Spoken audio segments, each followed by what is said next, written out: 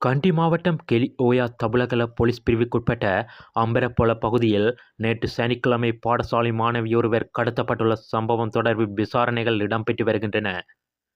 பாடசாலை மாணவி ஒருவரை வலுக்கட்டாயமாக வேனில் கடத்தி செல்லும் காட்சிகள் அடங்கிய சிசிடிவி காணொளிகள் வெளியாகி பெரும் பரபரப்பை ஏற்படுத்தியுள்ளது.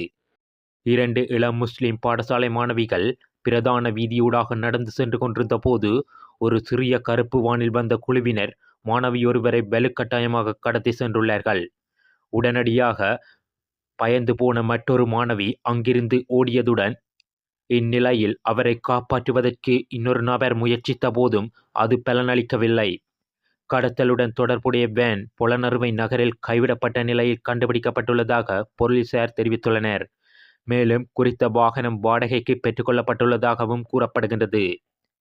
கடத்தப்பட்ட சிறுமி மற்றும் கடத்தலை மேற்கொண்ட நபர் குறித்து எந்தவித தகவலும் இதுவரை வெளியாகவில்லை. எவ்வாறாயினும் கடத்தலில் ஈடுபட்ட நபர் கடத்தப்பட்ட மாணவியின் உறவினர் என்பது தெரிய வந்துள்ளது. இந்நிலையில் இச்சம்பவம் தொடர் மாணவியின் உறவினர்களால் தபுலகல போலீசுக்கு முறைப்பாடு செய்யப்பட்டுள்ளதை அடுத்து இந்நிலையில் கடத்தி சென்றவர்களை கைது செய்வதற்குரிய விசாரணைகளில் போலீசார் இறங்கியுள்ளமை குறிப்பிடத்தக்கது.